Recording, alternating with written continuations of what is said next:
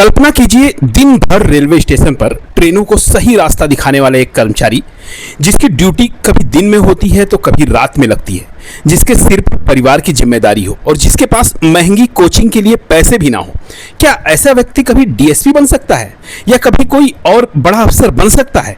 दोस्तों, बिहार के बेगूसराय के रहने वाले राजू कुमार ने यह कर दिखाया है।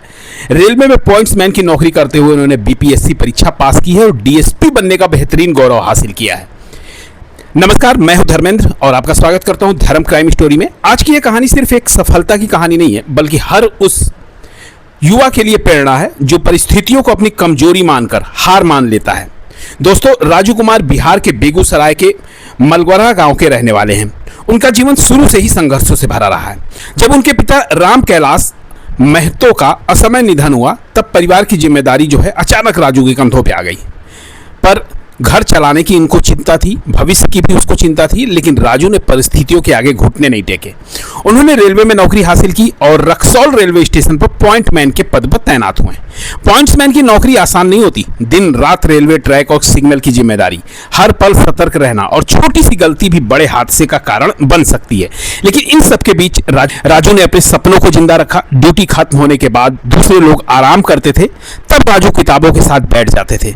कई बार देर रात तक पढ़ाई करते हैं और कई बार सुबह जल्दी उठकर तैयारी। यही उनकी दिनचर्या बन गई। उनके पास महंगे कोचिंग संस्थानों में पढ़ने के लिए पैसे नहीं थे, इसलिए उन्होंने सेल्फ स्टडी का रास्ता चुना। इंटरनेट पे उपलब्ध जो भी सामग्रियां थीं, जो पढ़ाई से संबंधित, जो एजुकेशन से संबंधित, और अपने अनुशासन के दम पर उन्होंने तैयारी शुरू की। साल 2026 बीपीएससी की 70वीं परीक्षा का परिणाम घोषित होता है। हजारों अभ्यर्थी रिजल्ट का इंतजार कर रहे थे। इसी बीच एक नाम सामने आया, राजू कुमार। जब लोगों ने देखा कि रेलवे का एक पॉइंटमैन डीएसपी के पद पे चयनित हो गया, तो हर कोई हैरान रह गया। यह सिर्फ एक परीक्षा पास करने की बात नहीं थी, यह उन सभी लोगों को जवाब था जो कहते थे कि सफलता के लिए केवल पैसा और बड़ी कोचिंग जरूरी होती है। राजू ने साबित कर दिया कि अगर मेहनत सच्ची हो, सीमित संसाधन भी पर्याप्त होते हैं। सबसे खास बात यह है कि इतनी बड़ी सफलता मिलने के बाद भी राजू का व्यवहार नहीं बदला। डीएसपी बनने की खबर के अगले ही दिन में सामान्य दिनों की तरह रेलवे स्टेशन पे अपनी ड्यूटी करने पहुंच गए।